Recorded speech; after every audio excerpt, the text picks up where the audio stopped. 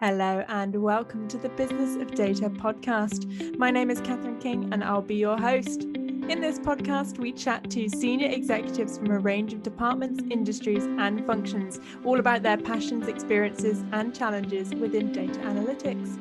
Let's go ahead and dive straight into today's episode. Hello, welcome to the Business of Data podcast, live from Stockholm.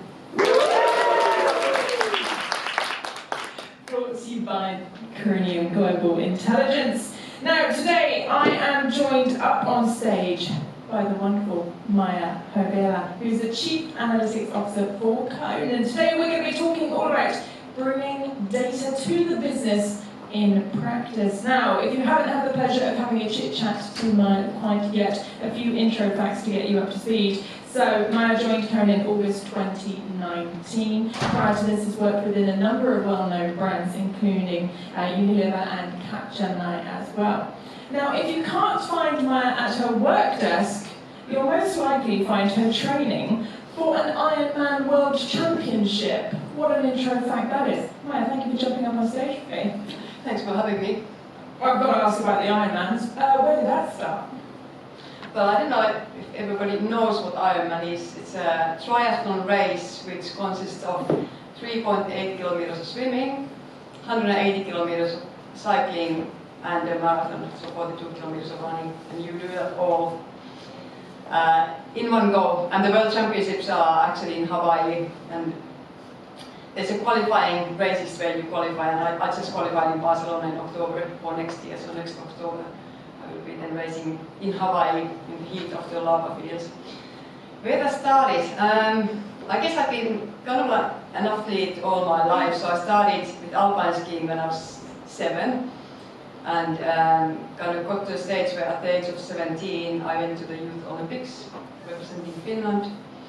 But then I had to decide whether I'll actually become a professional athlete or whether I'll kind of go to a normal career and just have sport as a hobby. And at the time I decided that I'll just have sport as a hobby. But then my sister asked me if I wanted to run a marathon.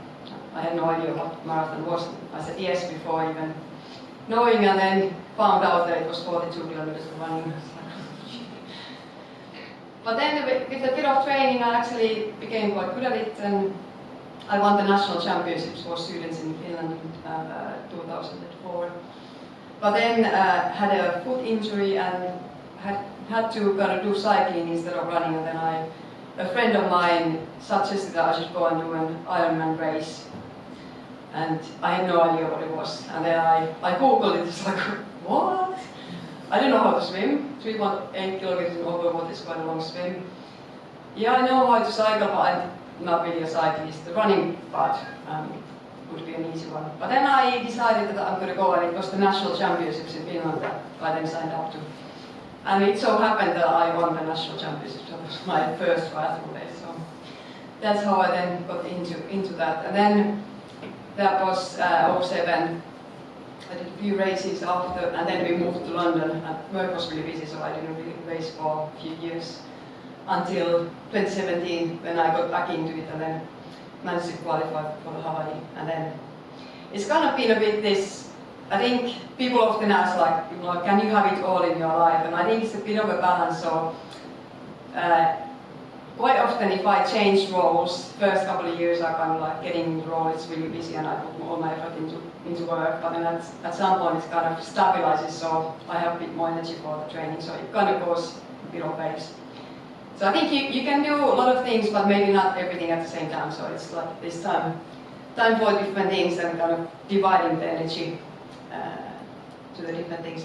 But I think sport also helps me in my job. So if I didn't train, I don't think I could do the job, because it also builds resilience, and being fit actually helps you to really kind of also overcome the stress and having something else in your life. I think yesterday there was a great tip from Ed about like don't take it personally and try to think about that. I think that really helps to get your head out of the work and not dwell on when things are difficult. So going for a run, actually you come back and things seem a lot more positive after a bit of training. I'm going to make an assumption that you're quite insights-based with it as well. Yes, I have lots of these measurements. And actually, I think this year, what really made a difference was the data that I actually had, this year I haven't trained for Ironman, to be honest, and I was not going to race at all. But then in the summer holiday, I was actually, I got pretty fit even though I didn't train that much, and then I was really basing stuff on the data. So I have this Oura ring that gives me the sleep scores, and then because I have the Garmin's, and I was following even the plans that the Garmin suggests to me. And then I was like, well, actually I'm pretty fit, maybe I'll go and sign up for a race. And then the Barcelona race actually was something that I had signed up before the COVID happened, but then it was cancelled. So I had the slot, but I was never going to go.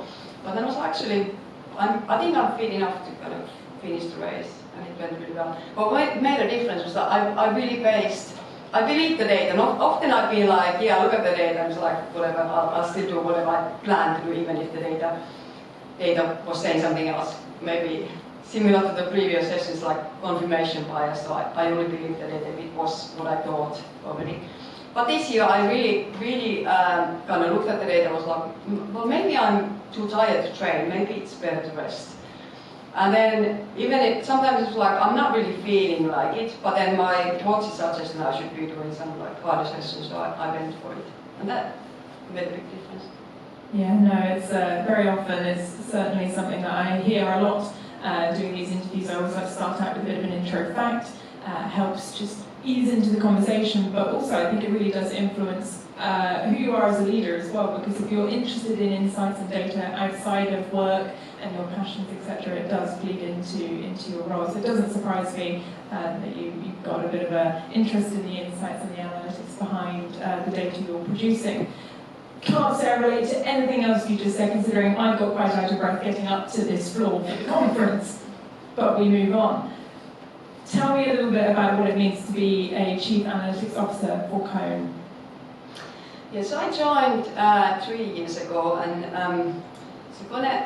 at the time had been doing predictive maintenance mainly in the space of analytics, and we have this 24/7 offering, which is basically an add-on service. So we manufacture elevators, escalators, and then we service them. So basically keep them running, and then when they come to the end of life, we modernize them to bring new equipment. And for the service, of course, it's quite important that we are efficient in doing that. And maybe since 2016, we've been utilizing data to do the predictive modeling and try to help the technicians. So first, predict when they are full, so that they maximize the uptime, reduce the entrapment. Anybody who's been stuck in the elevator knows how horrible it is. So trying to utilize the data to prevent any of the malfunctions so that people get trapped. And then of course help our technicians to take the right spare parts. So when there's an elevator that needs to be serviced, previously it was like people would go, technicians would go to one site, check what's wrong, then go back, get the spare parts, and these would be quite inefficient. So also helping our field then to be more efficient. But that's kind of where in 2019 where we were. So that was basically what the company was using data for. And there were some dashboards that were in use, but they have never really been thought about like how as an organization do we really kind of become more data driven, have processes that are really based on data. And that was my role. So okay, blank sheet, you have to figure out how the organization should look like, what kind of skills and competencies do we need, and kind of where do we start. And then first year and a half was pretty tough. It's like there's not really much budget, not much resourcing. And then beginning of 21, of course COVID also hit, so 6 months after I joined, COVID lockdowns, and of course we operating across the world, and we are very much kind of based on the country, being outside the country, so made it a bit tough, not actually being able to travel and see all of the country organizations. But then, luckily we had, beginning of 21, we renewed our corporate strategy, and then as part of that strategy, we also got the data analytics as part of the strategy, and really the big topic was the digital plus physical enterprise. So how do we become digital plus physical as an enterprise, and what kind of things do we need to do really drive the digital transformation. And that's what I've been then driving the kind of as part of the strategic agenda for the past almost 2 years. So building a center of excellence that is now helping both about business lines, so the new equipment and service equipment business lines, and then we have this marketing and sales transformation program that we are also helping. So my team has these kind of translators that are working with the business people to figure out what the roadmap looks like, what kind of use cases are we building. And then we have a competence team made of data scientists, data engineers, machine learning engineers who are then actually delivering the cases. And then we do this citizen analytics, so really then doing, kind of trying to help the wider organization on data literacy, doing the courses, organizing events to kind of really build maturity across the organization. Amazing. So you say we start there, you had quite a blank page to work from, and I want to dig deeper into kind of the work that you've done, and obviously that what we're talking about today is about bringing data to the business. So I mean, let's start with the holy trinity of people, process and technology, people being number one. When you walked into those doors, what was the number one challenge that was facing you regarding people? I guess similar to what's been talked about in Seven as well. People are quite keen, they've seen all these headlines and they want to get all this cool stuff. But then like really figuring out what do they really want and where are the people who are willing to also like then change the way that we work. It's like if we invest in this development and we just continue doing whatever we've done, but it's nice to look at some data, it's not really going to pay off. So it's not worth investing. So really trying to change the minds is like, okay, let's figure out interesting use case, but what will actually change as a result. So if we do this use case, like how will we actually then do something that brings a value, and how do we also track and measure the value? And so having that kind of like a mindset of kind of being open to change and rethinking. Yeah, leading back into what we've been listening to over the last 2 days as well, you mentioned mindset. Do you think it's also a thing of vocabulary in the business, actually knowing what to ask for, where they say, we want the shiny thing, but they don't necessarily have the language to say exactly what it is about that? They know the buzzwords and they're trying their best to communicate with you, but they've got to kind of fill that gap. How have you been working with that translation challenge? Yeah, this is tough because you kind of have to spend enough time to really understand the life of the stakeholders. So what do they really care about and what do they talk about? And I think it's something that we are still working on. Like what really floats the boat for them? What are the kind of things on different levels that what should you be talking about and spending time with the people? And with the massive organization, we have 60,000 people across the globe. So really then you can't really, I think one of the things that we've done is like trying to maybe buy too big chunk at once. So thinking like, well, we just do change, but then you have to think like really one by one. It's quite difficult to change one person, let alone a big organization, to really understand who are the key people that are kind of the influences that you need to get on your side to then influence the rest of the organization. And then if the pandemic kind of kicked off 6 months into this, I can imagine that getting to know the stakeholders' plan was kind of altered and the priorities shifted. And suddenly you weren't able to just go and grab a coffee with someone, you had to have a Zoom date with people, which was not as awkward in the beginning, more awkward in the end of penciling more time into people's calendars. So how did you handle that challenge of still progressing with the people, but in a very turbulent time in an environment that is not always the easiest for breaking the ice with people who, you know, let's be honest, they don't always see us as people that we want to be giving our time and energy to because we want to get on with our jobs. Yeah. Well, luckily I had the 6 months to meet, so I had something like 100 induction meetings in the beginning. So I had met a lot of people, although mostly the global people in the beginning. And I guess in hindsight I was probably quite focused on the people who I had met because exactly the reason that how do you venture out when everybody is trying to somehow survive, and I guess also the stakeholders there, especially the countries, were trying to just like, you know, somehow keep the ball rolling. So I guess the probably think I would do things in a different way if I would do it again and there wasn't a pandemic. I really venture out and try to figure out like the wider population. So that's something that I think affected the spread of the people, maybe also the focus areas that could look different if there wasn't a pandemic. Yeah, for sure. Now, one of the questions I absolutely love that came from the audience Q&A yesterday here at CDO Nordics was around whether there should be a difference between a data strategy and a business strategy, or whether they should be the same thing. So when you came in, you had this blank sheet of paper which you could write upon. Did you bring in an analytics strategy that was separate to the business? Did you anchor it to? What was your approach, given that you had a pretty greenfield appetite to do what you wanted? Yeah, I guess also it depends a bit like what is the content of the data or analytics strategy. So as part of the corporate strategy, of course, they then tie it to like what are the key things that the business is trying to do. But then in the analytics strategy, that also includes like, okay, what kind of roles do we have and what kind of focus areas do we have, what do we actually do in more practical ways. So leading it from the business strategy, but then kind of that's a wider like what is the organization and who is doing what in terms of the strategy. Yeah, sure. When it comes to those processes, what would you say is still challenging for you even till today that you saw back in 2019 that's just an ongoing challenge when it comes to process? We are very process-oriented and process-heavy company. There's a process for basically everything. I guess the change of the process is one of the big things. So yesterday there was this tip that only automate standardized processes. I think we've also a lot of experience of like trying to automate things that are working different way in different parts of the organization. So really kind of trying to standardize, and of course the data is a reflection of the process. So in our case, one of the countries actually work in different ways, which means that the data looks different.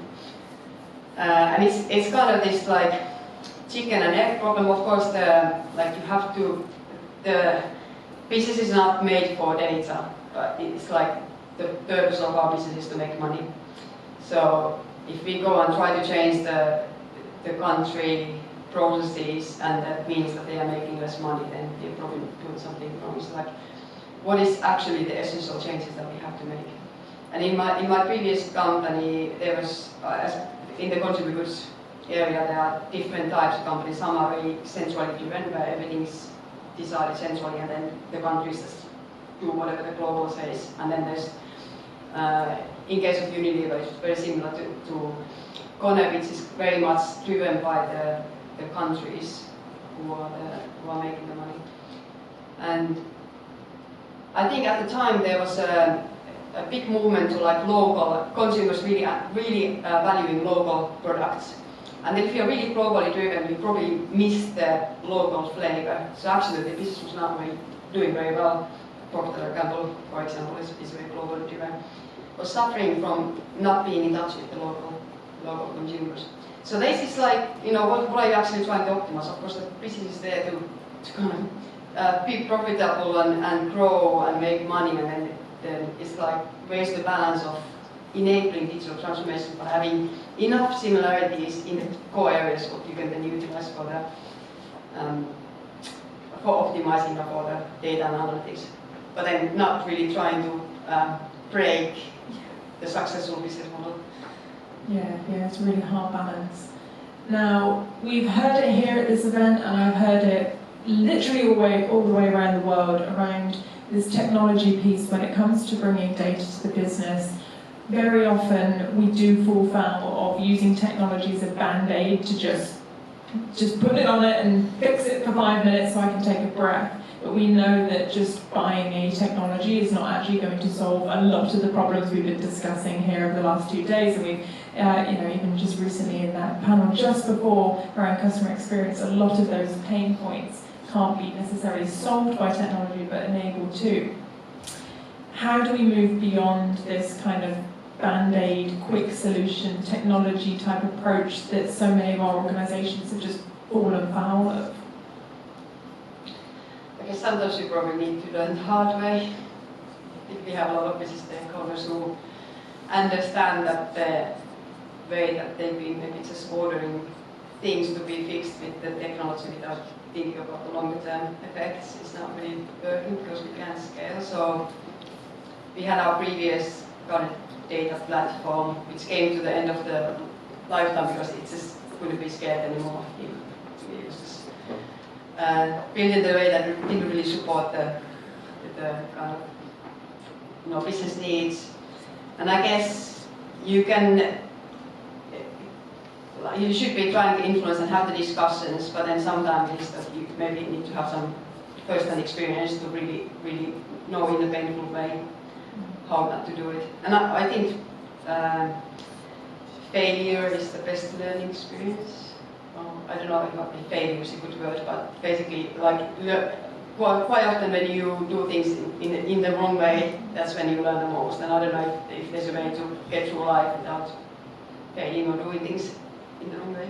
I tend to use the word missteps. People make nicer faces at me when I say, what were your missteps, rather than what were the mistakes you've made this year, for sure. And in actual fact, I'm very lucky. I host a monthly panel on LinkedIn Live called The Leading Female Executives.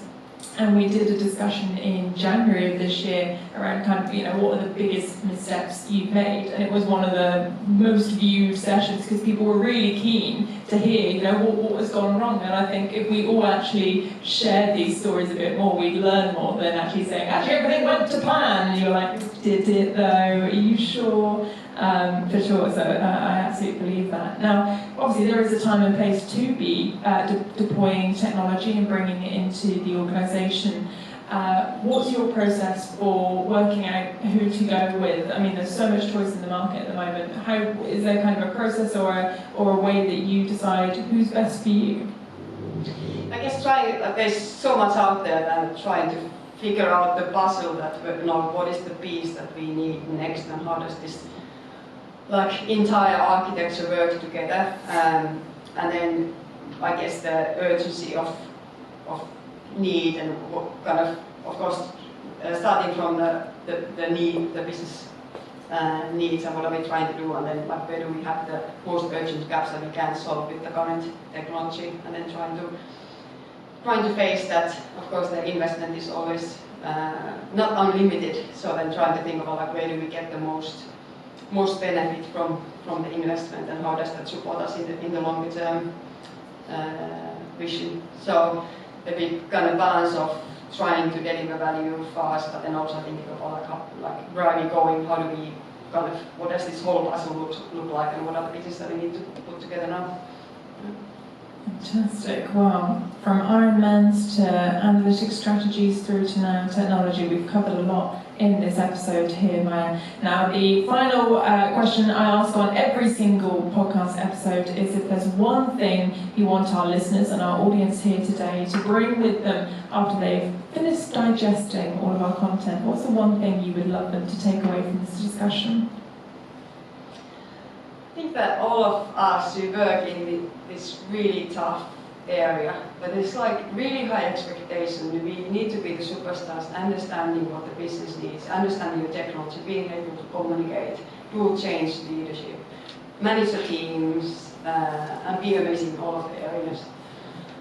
And I think it's really tough, and it's something that I think we need to be cognizant of, and maybe also pat ourselves on the back that we are doing a good job, and this is really tall ask, and the whole area is actually being defined. So it's not you jump into a CFO role and everybody knows what the CFO role is. Every company has a different role and setup and expectations and everything. So I guess it's not being miserable when things don't go to plan, and try to think about stay positive even in the face of others. I really loved some of the learnings that Ed showed yesterday on maybe sometimes just having a laugh and be well, I don't think there's a way to go to the plan and climb the mountain straight away. I think you take 2 steps forward and then take 1 step back, but as long as the direction is correct, I think that's good. And sometimes I think we also maybe forget how far we've come. If you look back, a year or 2 years back in where you were, I'm pretty sure that all of us have made really great progress that we should be happy with. So maybe staying positive and kind of seeing the bright light. And I think this area is definitely, I believe, becoming more and more important. A great way to end, Maija. Thank you so much.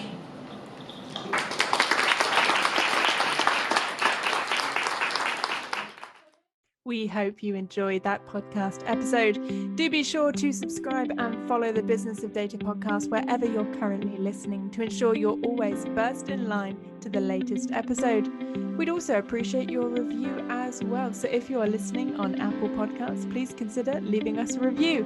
And as always, find us on socials as well as heading over to the Business of Data platform for more forms of great content, including articles, blogs, and video. Until next time, stay safe, stay well, and we'll see you real soon.